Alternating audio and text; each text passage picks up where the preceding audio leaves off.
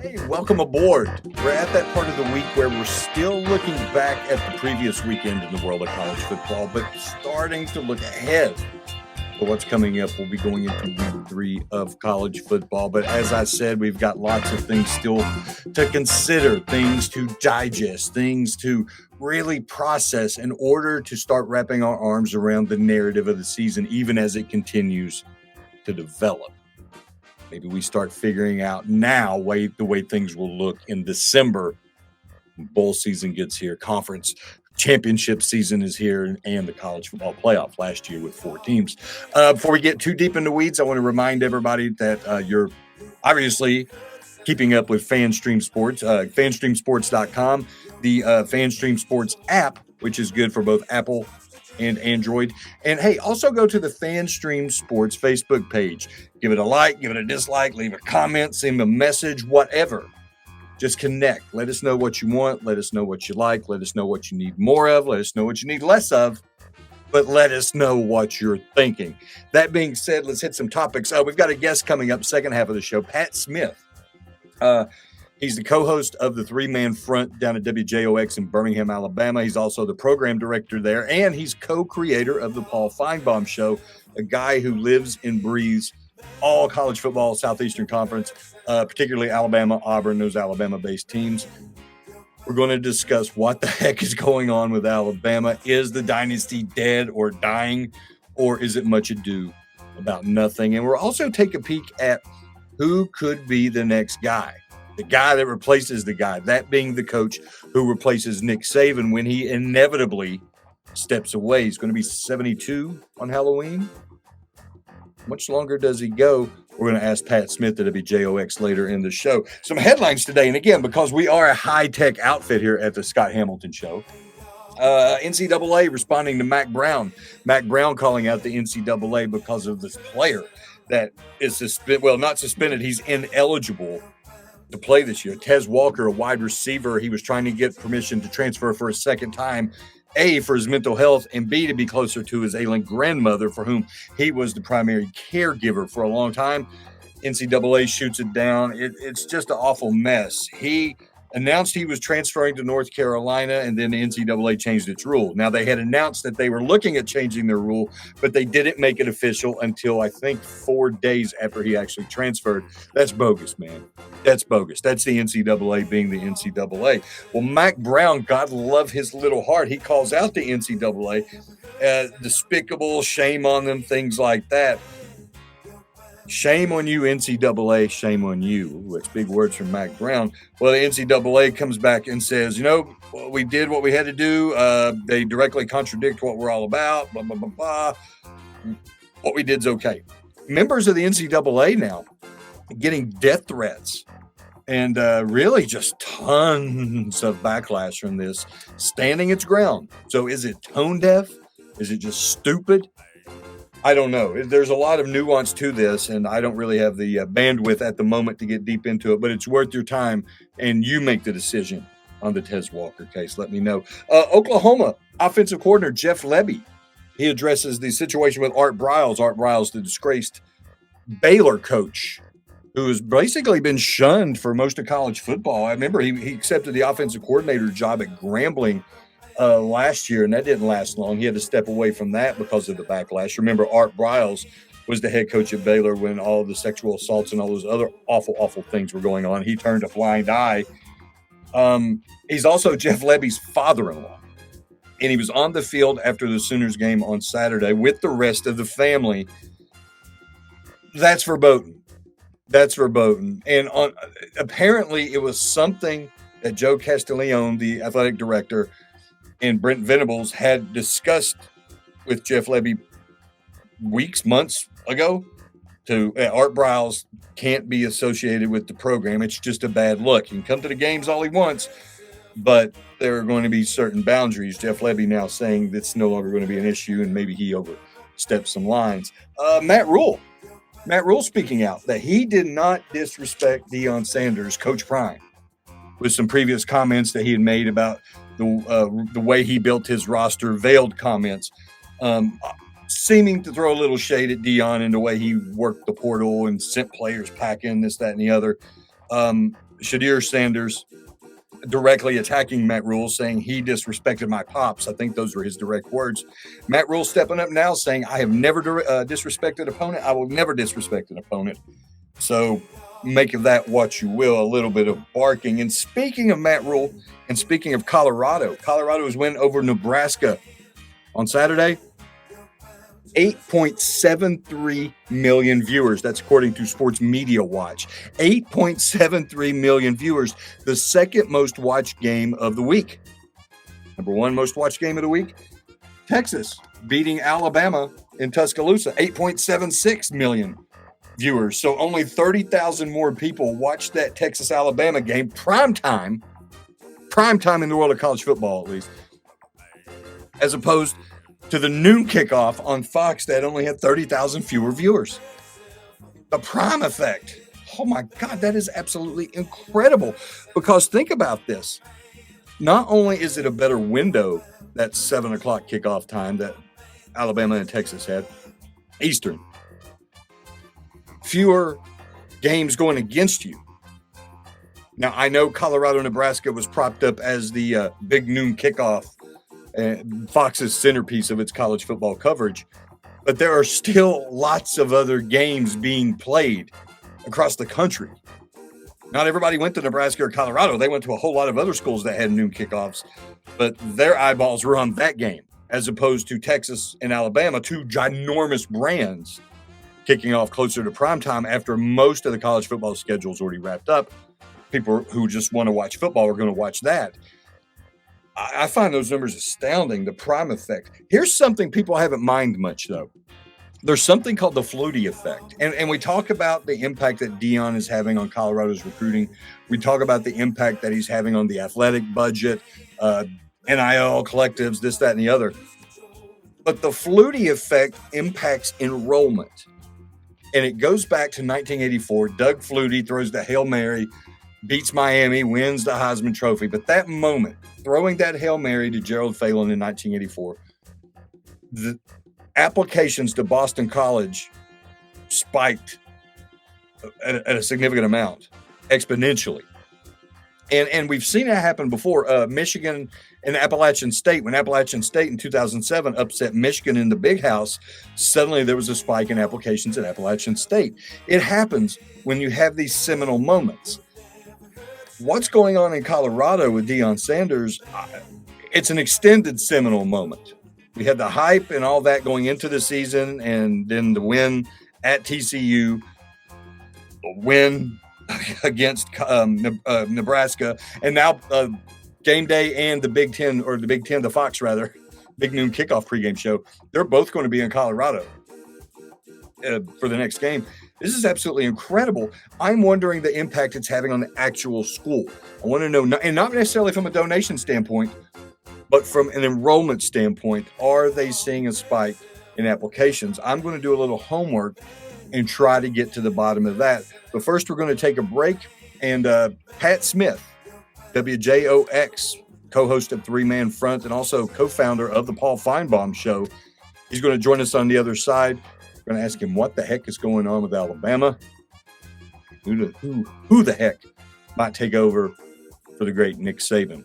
Pat Smith, WJOX, joining us on the other side. Hello, sports fans. FanStream Sports. Hey, you like golf? There's a good chance you do, because I said so. But what do you need playing golf? Well, you need clubs, right? Clubs, you need balls. The thing that people don't usually think about is that golf bag. And that's what most people see when they look at your golf clubs. Like right off the bat. And if you've got a raggedy bag, it's not doing you any favors, bud. So get you a new bag. Go over to orca-golf.com. Orca-golf.com. Why are you going there? You're going there because you want a golf bag, but you want one that's kind of screams you. So you want to pick the colors. Papers for you can use your own 30, custom 60, colors. 90. Maybe you have a logo in mind. Maybe it's your the merger. logo. You're like Prince. Just have a symbol. That's the case. Dude, you can get your logo on there. Your name, just get it done exactly like what you want it done. by actual designers. Nothing goes out of their factory without the approval of the founder, Erica Bennett, who is just brilliant. We've seen some of her bags. We've got one of them actually in the studio. And you know what? Dude, it looks good. If you want other people to look at your golf setup and go, man, that just screams Frank. You want that? Then go over to orca-golf.com. Do yourself a favor and use the promo code DSP10 for 10% off and free shipping. I'll say that again, DSP10 for 10% off and free shipping. So do it today because Orca Golf is the best choice in the game. Hi, golfers. IndyCar Tim here. I want to talk to you a little bit about Golf Central Magazine. It's not just a golf magazine. It's the magazine for everything. Turf, travel, philanthropy, and lifestyle. Head over to golfcentralmag.com and check out the latest issue. Some of the regular features in Golf Central Magazine: the Golf Bachelorette of the Month, the Golf Bachelor of the Month, the Golf Cart Girl of the Month, Golf History, Grip It and Sip It. So head over to golfcentralmag.com. It's free. It's the magazine for everything: turf, travel, philanthropy, and lifestyle. Golf Central Magazine at golfcentralmag.com. We'll see you there. All right, guys, time to talk a little bit about Turf Life. You've seen the hats on our heads. You've been or seen the video of the studio. You've seen that the decals are all over the place. Turf Life. Man, it's the brand that salutes the consumer and industry players everywhere whose lives involve turf. What does that mean? That means if you play or have a business or, maybe you're a sports educator, you're going to be on turf at some point. So you live the turf life. So go ahead and tell everybody you live the turf life by having your Turf Life window decal or, the hat or the keychain or the something. Along that lines, just go to turflifeclub.com and become a turf head. That's what it's called when you live the turf life. You're now a turf head. And you can go join the club today and snag that window decal or snag any other special Turf Life accessories and go over there to that website, which is turflifeclub.com, and get your stuff and show everybody that, man, I'm all about that turf life. And then you just kind of raise your coffee mug at them and go, yeah, turf life, baby. That's what it's about. And then that's the end of the commercial. Ding. That means it's done in microwave talk. Hey, listeners, make sure you check out the brand new Fan Stream Sports in-studio text line. You can reach us during any of our live shows or 24/7 at 214-937-0569. That's 214-937-0569. Text us 24/7 day or night, and we'll reply to you and make you part of the show. Coming back at you. Now, more Fan Stream Welcome Sports. back. Joining me now, one of my all-time favorite people, and a guy who's worn a lot of different hats in sports media. He's been a producer, he's been a program director. He is now, and this is the way I know him, he is the co-host of the three-man front, which is actually 3 men plus 1 on WJOX in Birmingham. Pat Smith, welcome aboard, buddy. It's good to see you. Scott, what's going on, brother? It's great to see you. Hope you're well. I am well, but I guess that, and again, you're the consummate professional. That's the perfect segue. Are things well for the Alabama Crimson Tide right now? Should we be preparing an obituary for that incredible dynasty? Well, a lot of people have said for many, many years that it appears that it's getting sicker by the day, but for whatever reason, it just did not work out well the other night against the University of Texas. So many people want to go ahead and bury this program. They've got 5 stars all over the place, Scott. So it's just a matter of this year's team being able to kind of to mend together and be able to put forth the kind of effort that Nick Saban thinks about.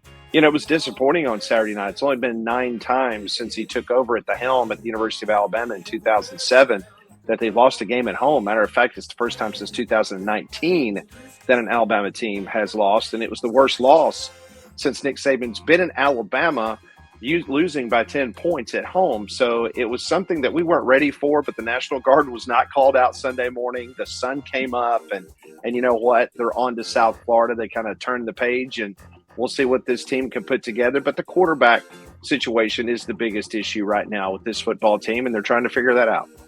How did Alabama, though, get in this situation where there would be a quarterback issue? Because we've gotten used to this chain that has had these incredible quarterbacks, and maybe not incredible skill-wise, but the perfect guy at the perfect time for each one of these Alabama teams over the last 16 years. How did Alabama get off track with regards to not having that guy? Well, I will tell you, that guy was Drake May. Drake May had committed to Alabama. then Drake May decided, you know what, my whole family, the history at North Carolina, I'm going to decommit from Alabama and I'm going to end up at North Carolina. Well, at that point in time, a quarterback in the state of Texas who had committed to the Texas Longhorns by the name of Jalen Milroe, he decommits from Texas. He commits to Alabama. So Alabama pretty much felt like that they had that line of progression working fine. Unfortunately for Jalen Milroe, who's just a freak athlete. I mean, you can see his speed and you see his strength. He's just an incredible athlete. The problem is that he's made some poor decisions over the last 2 years when he's had opportunities to play quarterback in regards to trying to throw the football, and that kind of put Alabama behind the 8 ball on Saturday night. And so now that's the hand-wringing going on with what is next for Jalen Milroe and this quarterback situation. So they felt like that they had the line of progression, but honestly, the Drake May decommitted, ends up at North Carolina, so they get Jalen Milroe, and they felt really good about Jalen Milroe. Ty Simpson, who was another big-time product, he's come in, and his decision-making during fall camp was not the best, hence the reason why Tommy Rees back in the spring decided to go back to Notre Dame, to South Bend, and to get Buckner to come down to transfer. So nobody just really grabbed the bull by the horns during fall camp. And so now that's why that competition continues. They've got a 5-star quarterback coming in from California. Sound familiar? Like a Bryce Young. He's coming in next year. So, they feel pretty good about where they are. It's just unfortunate this year has been kind of uneven with what you've seen in the past because, Scott, let's just be honest.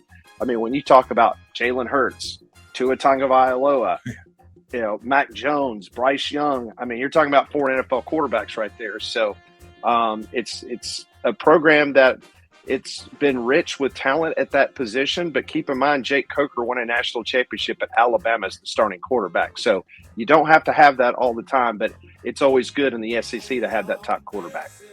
But how much of it also is not having that generational wide receiver room? We look back in Alabama for the better part of the last half decade, if not longer, wide receiver are those guys there? Are those guys lacking as well?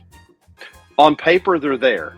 But it's one thing when you get them on campus and then you develop them, because there's a lot of big men on campus when you're in high school. But when you get to an Alabama or Ohio State or a Georgia, all of a sudden you find out real quick that there's a lot of dudes on that field. There's a lot of 5-star DBs trying to cover you. And for whatever reason, the last 2 years, that's been a disappointment for Alabama. They have been unable to have those 4- and 5-star wide receivers live up to the predecessors. I'm talking about the Devontae Smiths, the Jerry Judys of the world, the Julio Jones. I can go on and on. The Amari Cooper. I mean, it's crazy what the wide receivers have been at the University of Alabama. They've been inconsistent. Even with Bryce Young, there was a lot of drops. He had problems trying to find that go-to guy. Really, after Mechie and Jameson Williams, when they went off to the NFL, that's been the issue with Alabama, trying to find those guys. So they're trying to find consistency at that position and try to develop them. And that's another one of the big problems with the quarterback, and why the quarterback situation doesn't look as spelt as it has in the past, because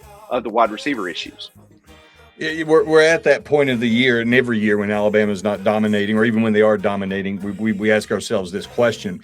Nick Saban on Halloween will be, correct me if I'm wrong, Pat, 72? Would that be right? 73?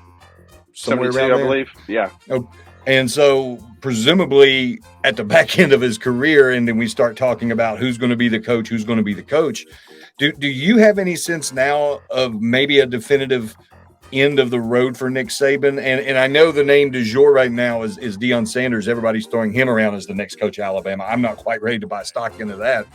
But who is a name we have to think about? I mean, I have to ask you that question. I know it's almost cliche. We've asked it so much over the years.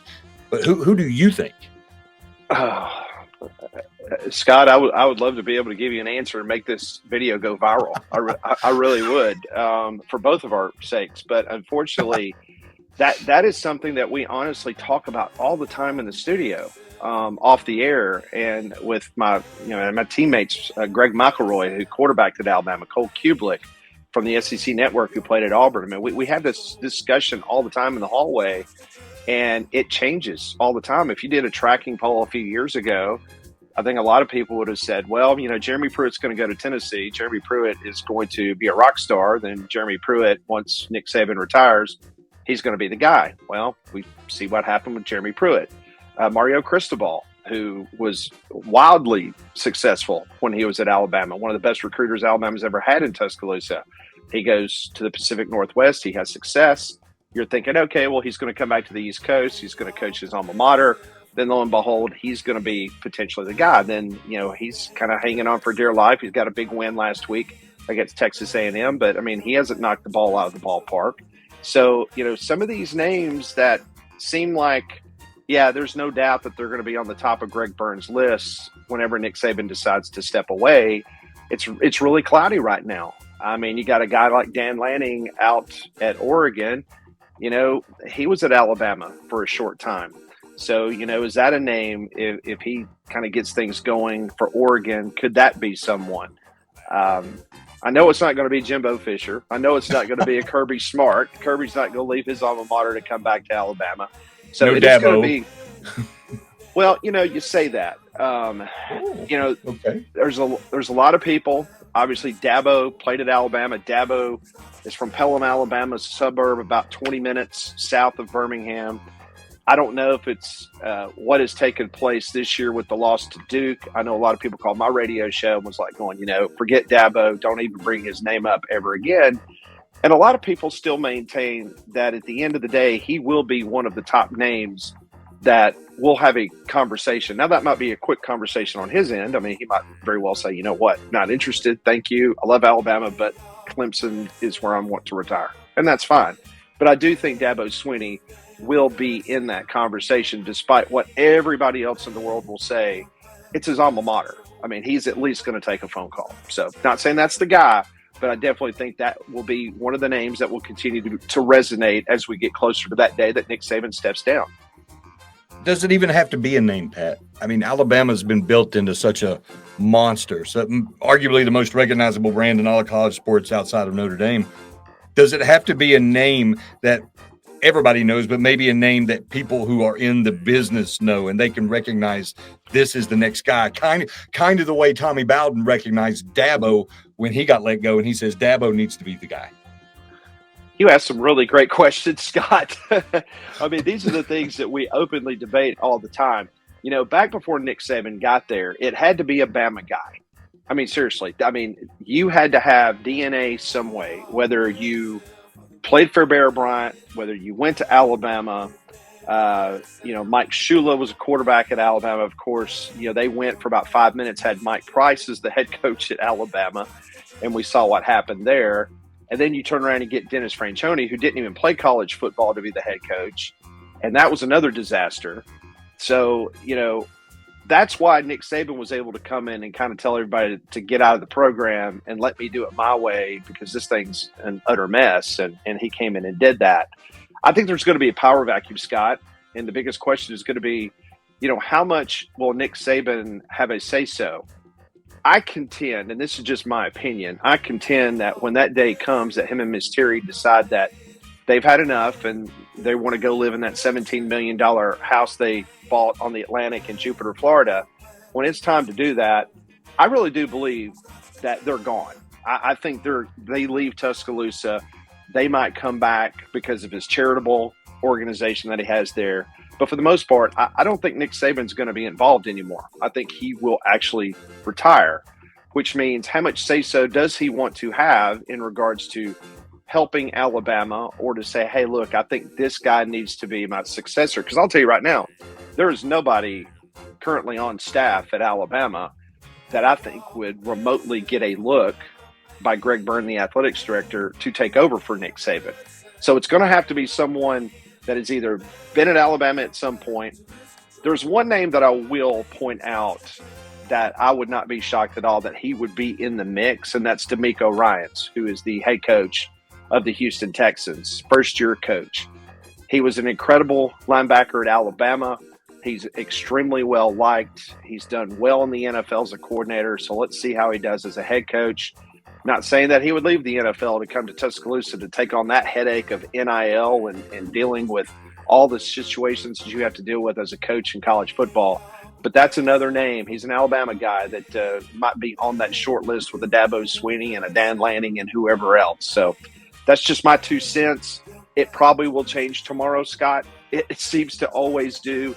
anytime that we think we might be honing in on a couple guys that might be the successor, then something happens or they decide to, get into a scandal or find themselves in a losing proposition at a program somewhere, and very quickly they're kicked to the curb by Alabama fans.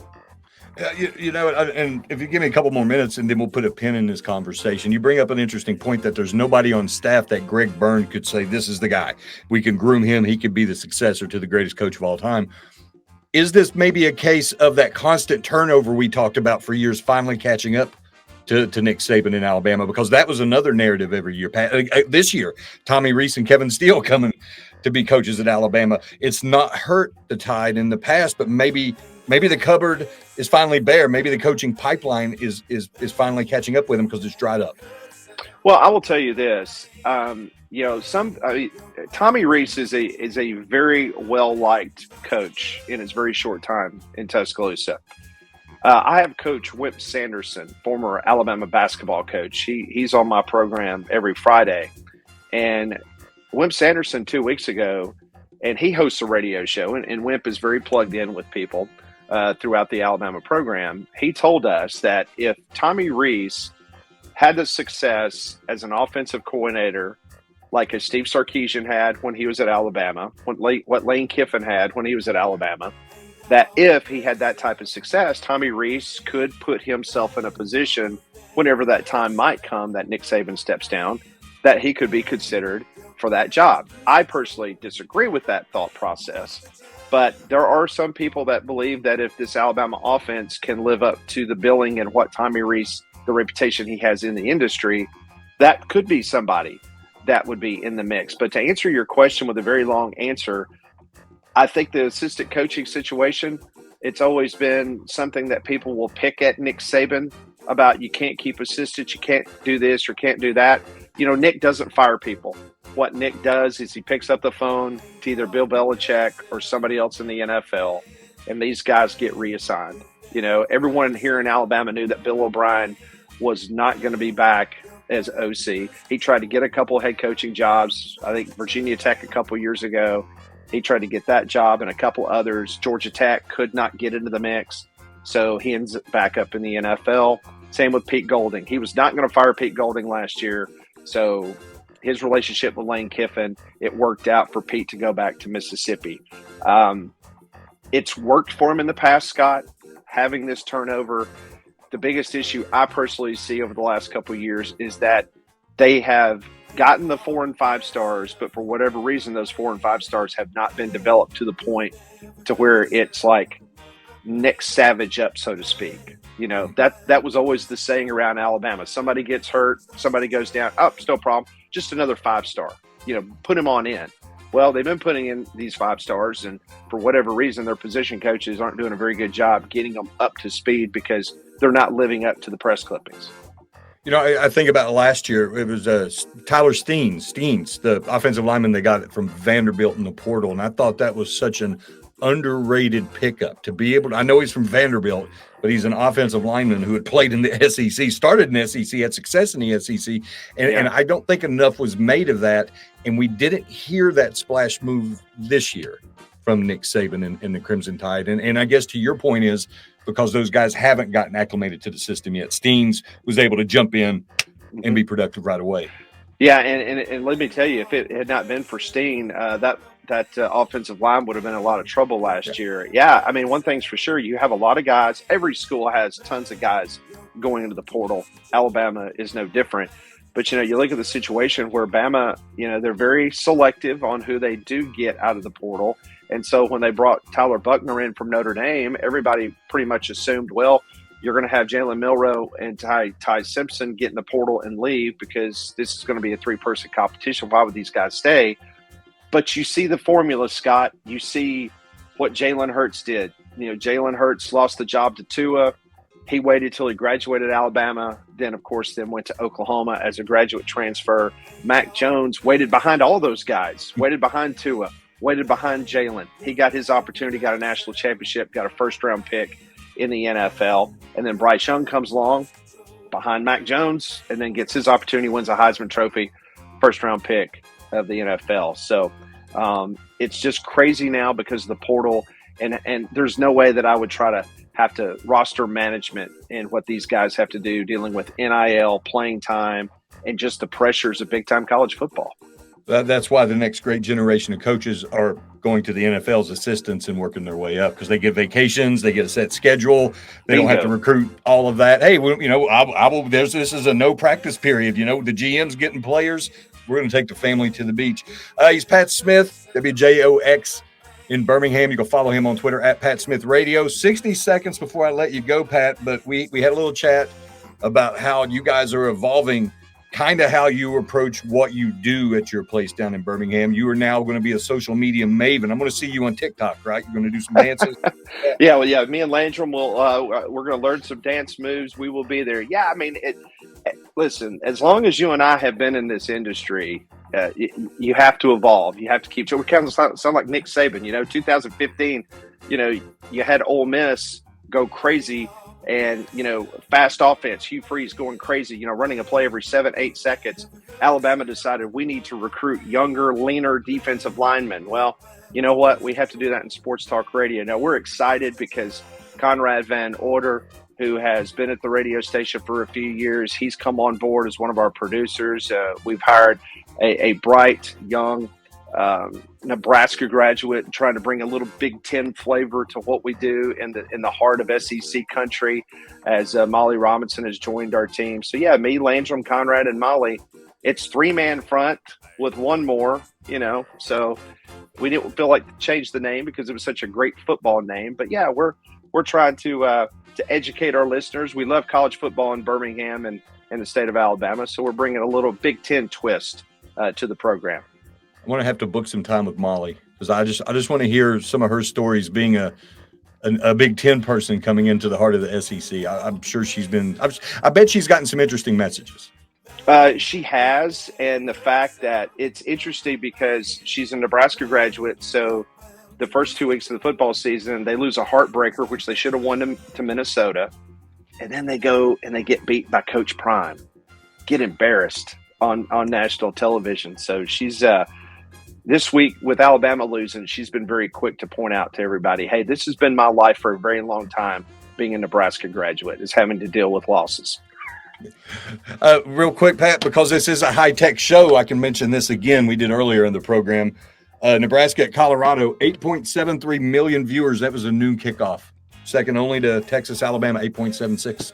Isn't that crazy? Isn't that amazing? That's how amazing. People at 11 o'clock in the morning, as opposed to the biggest two top 10 teams, playing in prime time. It's crazy. But hey, as you can see over let me see. I'm trying to be a weather person. I saw the helmets. I noticed Texas, Oklahoma helmets. See, look at that. I've got them in the SEC world now. I've gone ahead and moved them over. So yeah.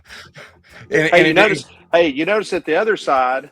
Let me try to get this. Oh, on this other side, look at those two I got. Clemson and North Carolina. Huh? How about that? Oh, I see what you did. Well, I've only got 50 stars. Hey, those 50 stars are the most important. He's Pat Smith, WJOX. Follow him on X, Twitter, at Pat Smith Radio. Pat, you're a good friend. I'm so happy to chat with you, and let's talk again soon, buddy. Really appreciate it. Scott, anytime, brother. I'm a phone call away. You need anything, you just shout. You're the man, Pat. Thanks, Scott.